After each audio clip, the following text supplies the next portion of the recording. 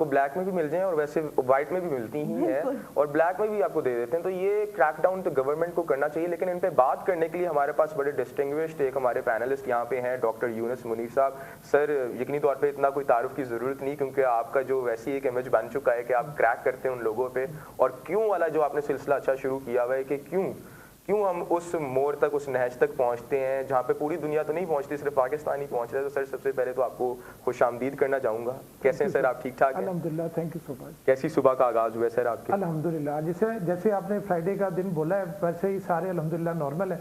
और अल्हम्दुलिल्लाह ये जो आपने टॉपिक स्टार्ट किया है ना कि जिस आप बाहर रह के आए हैं और लाइफ एक्सपेक्टेंसी, ये बहुत प्यारा टॉपिक है और लोगों को समझने की ज़रूरत है। सर अगर हम इसी पे बात करें, जैसे असद ने इतना अच्छा बाहर गुजारा, असद हमारे पास तो इस टाइम एकदम मौजूद है, अपने मुंह से हमें बता रहे हैं, लाइव शो में बता रहे हैं कि मैंने वहाँ पे इतना सर्वाइव नहीं किया और एक अस्थमा पेशेंट के लिए बड़ा मुश्किल है। यहाँ पे हम देखें, मेरा ख्याल है जो अस्थमा पेशेंट असल, मेरा ख्याल है 1-2 दिन में कई बार उसको ये अटैक होता होगा, काफ़ी मसले मसाइल होते होंगे, लेकिन इतना ज़्यादा डिफरेंस क्यों है कि वहाँ पे हर चीज़ के रूल्स एंड रेगुलेशंस हैं?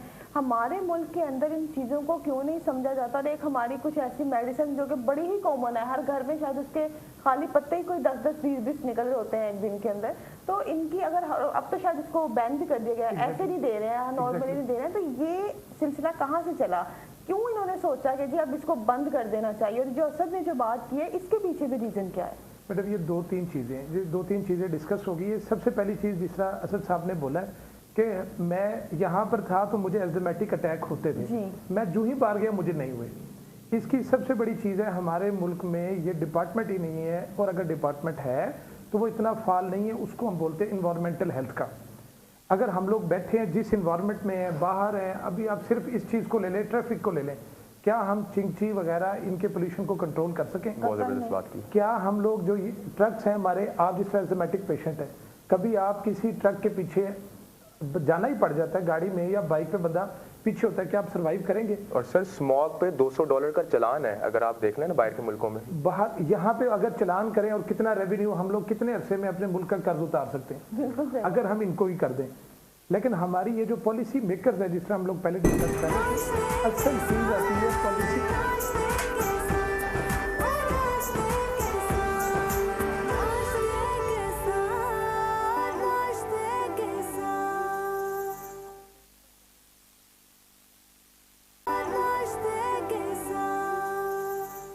हो गए पोलिटिसाइज चीजें, ये होगी। निकला क्या है मैडम ने बता दी क्या निकला। अच्छा सर, ये बड़ी अच्छी आप बातें करें, मुझे यकीनी तौर पे देखने वालों को भी बड़ा यकीनी तौर पे आज वो समझ रहे होंगे कि ये इश्यूज के पीछे वाले इश्यूज क्या हैं, तो उस पर डिस्कशन करनी चाहिए।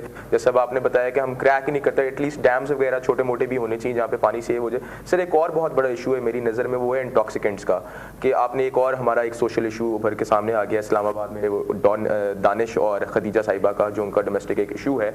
हमने देखा उनके घर से शराब बरामद हुई है। ये इशू सिर्फ दानिश का नहीं है, हर घर में मेरे ख्याल से पाकिस्तान में इतनी ये पॉपुलर और इजीली अवेलेबल है कि आप किसी क्लब में या आप किसी बड़े होटल में, 5 स्टार होटल में जाते हैं तो आपको वहाँ के पार्किंग लॉट से मिल जाती है। सर यहाँ से जो इश्यूज ड्राइव हो रहे हैं, एक तो यूथ के लिए बहुत बड़ा क्राइसिस है, क्योंकि वो अपने पहले ही उनकी स्किल्ड पढ़ाई एजुकेशन वाला कोई मामला नहीं है, वो इन चीज़ों में इन्वॉल्व है।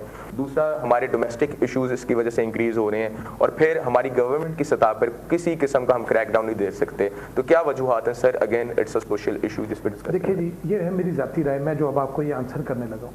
अगर ये उसने जो एक्ट किया मेरी नज़र में गलत है, ओके, मैं ये देखता हूँ कि आया वो इस पहुंचा क्यों है। क्या एक नॉर्मल आदमी किसी को कहता है मेरे जूते इस तरह करो? नॉर्मल आदमी नहीं बोल सकता, या वो इंसान भी ना, वो इंसान भी नहीं, वो जानवर भी नहीं कर सकता। और जिन्होंने उनको मारा है वो भी जानवर ही, मैं समझता हूँ। बिल्कुल ऐसे ही है। उनकी भी काउंसलिंग जरूरी है। जो बंदा ये कर रहा है उसकी रूट कॉज को, क्या कोई मेडिकल ट्रीटमेंट या कोई बंदा उसके पास गया, एग्जामिनेशन हुई है, आप बाहर रह के आए हैं, फौरन से ही आपको एक साइकोलॉजिस्ट देते हैं बिल्कुल कि जनाब आपने ये एक्ट किया क्यों, आपने मर्डर किया क्यों, आपको क्या मजबूरी पड़ी, आप चोरी कर रहे हैं। कोई टीम, कोई अभी तक, मुझे जहाँ तक मेरे नॉलेज में कोई नहीं गया होगा, उससे जाके पूछें कि आप इतने बड़े बिजनेसमैन हैं, मैंने सुना, मैं तो जानता नहीं हूँ, आया आप ये हैं, आप बच्चों के साथ, बीवी के साथ, बेटी के साथ, आप इस तरह का एक्ट यहाँ तक पहुँचे कैसे हैं? वही बात, उसके पीछे रूट कॉज क्या निकली है? उसका लाइफस्टाइल। उसके लाइफस्टाइल में एडिक्शन है। जब आप एडिक्शन किसी चीज़ की लेंगे तो आपके अंदर कुव्वत बर्दाश्त ख़त्म। तो हम उसको देखें कि इसने एक्ट क्या किया है, या हम उसकी बैक पे जाएं, इसकी वजह क्या है। कभी कोई, सारे आपके चैनल्स चला रहे हैं, किसी ने ये देखा ये क्यों हुआ है, वो गया उसको अगलों ने कोर्ट में मार दिए, अगला गया उसने ये कर दिया, उसको मार दो, ये हल है।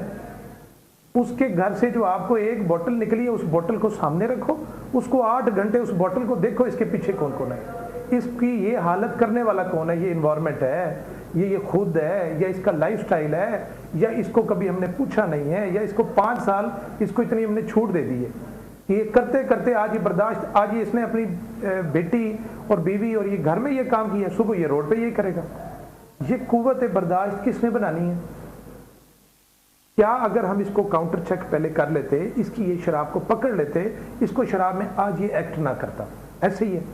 फिर दूसरी साइड पे देख लें, दूसरी साइड पे क्या वो इनके साथ रिलेशंस में ना आती वो लेडी, वो इंसिडेंट किसी बाहर चलते हुए वाले के साथ क्यों नहीं हुआ, वो उसके साथ क्यों हुआ है? फिर आप पहले ऐसे लोगों के साथ ताल्लुकात रखते हो कि हम जी किसी रूज पे पहुंचे, कोई फाइनेंस के वाले से, फिर आपको ये चीज़ें बर्दाश्त करनी पड़ती, ये कोई भी नहीं सोच रहा।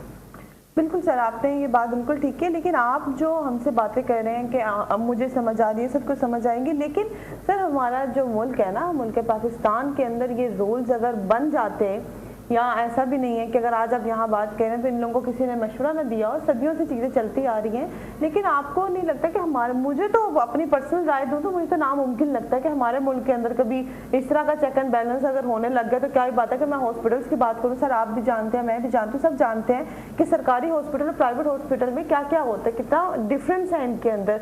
वही डॉक्टर जो सुबह गवर्नमेंट हॉस्पिटल में बैठे हैं, वहाँ पे उनका एटीट्यूड भी चेंज है, वहाँ पे उनका बात का तरीका भी चेंज है, वहाँ उनका चेकअप का तरीका भी चेंज है, लेकिन अगर वही डॉक्टर शाम को प्राइवेट हॉस्पिटल में बैठ के 2000-3000 फीस लेकर पेशेंट चेक करता है तो वो अपने पेशेंट के सदके वारी जा रहा होता है। तो ये एक बहुत बड़ा डिफरेंस है कि हमारे तो डॉक्टर्स ही, अगर हम हॉस्पिटल से चलें तो वही अगर लोगों को सेम बैलेंस पर नहीं देख रहे हैं, वो अपनी जॉब को जॉब नहीं समझ रहे हैं, तो इतना बड़ा चेक एंड बैलेंस कैसे मुमकिन है इस मुल्क के अंदर?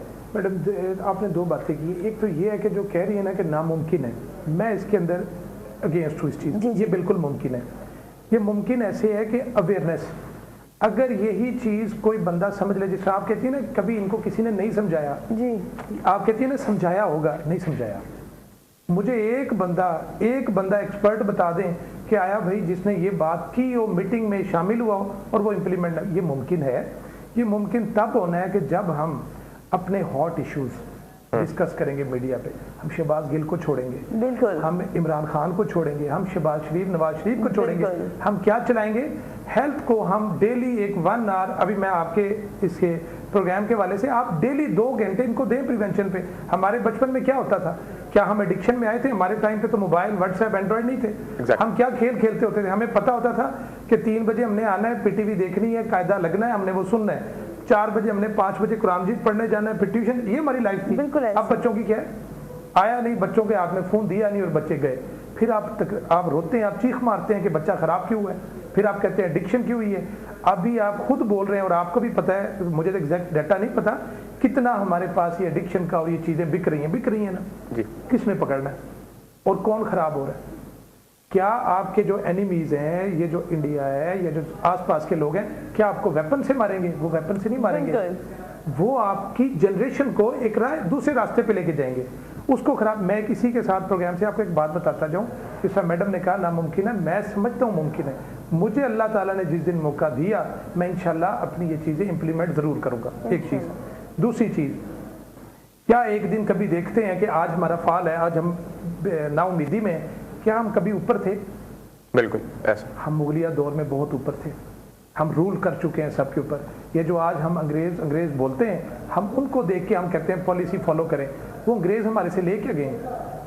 वो हमारे से हमारी बुक्स उठा के आए थे बरसर ट्रेड करने, वो हमारी बुक्स उठा के ले गए, आज हम वही इंग्लिश में पढ़ रहे हैं। उन्होंने ट्रांसलेट कर दी, हमारे ट्रांसलेटर ले गए और आज हम सारी कौम उनके पीछे। और हमारी आधी कौम क्या कहती है कि कुछ पढ़ लें यार, हमने बाहर जाना है, रीज़न बाहर नहीं जाना। अब फिर मैडम का दूसरा क्वेश्चन था, अस्पतालों के अंदर एटीट्यूड सरकारी डॉक्टर्स का सुबह और होता है, शाम को और होता है। उसकी मैडम एक वजह है, इतना बर्डन है, इतना बर्डन है। आपको प्राइवेट में 2 से 4 मिनट मिल जाते हैं और वो जो डॉक्टर बैठा होता है वो अच्छे इन्वायरमेंट में बैठा होता है, वो अच्छा डिसाइड कर सकता है उसके ऊपर। जहाँ तक वो सरकारी में होता है उसके ऊपर एक बर्डन होता है। अभी आप चले जाएं ओपीडी में लंबी लंबी लाइनें लगी हुई, कभी देखा ऐसे? कोई ट्रीटमेंट के लिए, वो फ्री ट्रीटमेंट के लिए समझे बेचारे भीख मांग रहे होते हैं। जबरदस्त, बड़ी अच्छी बात की है सर ने। और डॉक्टर साहब और दुआ अगेन, मैं आज बिल्कुल इस तरह का नहीं सोच के आया था कि इतनी हमारी कंक्लूसिव डिबेट होगी इस चीज़ को लेके, क्योंकि हमने कभी इस तरह से सोचा नहीं कि इश्यूज तो हर मुल्क में होते हैं। देखिए सांस का मसला वहाँ बैठे बंदे को भी है, यहाँ बैठे बंदे को भी, लेकिन उसको आप डील किस तरह कर रहे हैं वो एक बड़ा सवाल है। क्यों यहाँ के बच्चे मर जाते हैं डायरिया से, क्यों यहाँ के बच्चों को अभी भी आप देखें पोलियो पाकिस्तान और एक अफगानिस्तान पूरी दुनिया में रह गया है और हम ही रह गए क्या इन चीज़ों का शिकार होने के लिए? क्यों? अगेन ये सवाल जो क्यों है, सर ने बड़ी अच्छी बात की है कि जब तक हम राइट पर्सन को फॉर द राइट जॉब नहीं देंगे, हम जब तक एक्सपर्ट्स को नहीं बिठाएंगे, जब तक हमारा वो एक थिंक टैंक डेवलप नहीं होगा और रियल इश्यूज पे मीडिया एज बतौर हम मीडिया की पर्सनल्स हैं, हमारी अपनी जिम्मेदारी है कि हम इस तरह के इश्यूज को on end of on screen पे लाएं ताकि लोगों को पता लगता रहे कि ये उनके इश्यूज हैं, हम इससे डायरेक्टली इफेक्ट होते हैं। शहबाज गिल गिरफ्तार होता है, नहीं होता, नवाज शरीफ गिरफ्तार होता है, नहीं होता, वापस आते हैं, नहीं आते। That's not our issue is health, education, economy, और उसी पे हमें बात करनी चाहिए। और इसी के साथ सर बहुत ज़्यादा शुक्रिया आपका अदा करना चाहूँगा। यकीनी तौर पे मैं चाहूँगा कि आप दोबारा आएँ क्योंकि बहुत महदूद वक्त था हमारे पास, खुल के इतनी बात नहीं हो सकी और जितनी दफ़ा बात हुई है, जो बातें हुई हैं, यकीनी तौर पे सुनने वालों को मज़ा आया होगा। तो आप क्या कहना चाहिए? बिल्कुल, बहुत इंफॉर्मेटिव बातें थी और ये कोई नहीं बोलता इतनी जल्दी से, लोग झिझकते हैं कि भाई कैसे बोलें, कैसे बताएं, हो क्यों रहा है ये सब, लेकिन खैर है, बोलना चाहिए भाई, सच बोलें आप लोग। ठीक है, इसी के साथ हम सर आपका शुक्रिया अदा करते हैं। अपना ख्याल रखें सर, बहुत शुक्रिया। एक ब्रेक लेंगे, ब्रेक के बाद वापस आएंगे तो जुमे से मुतल्लिक जुमे की फजीलत पे बात करेंगे। हमारे साथ रहिएगा।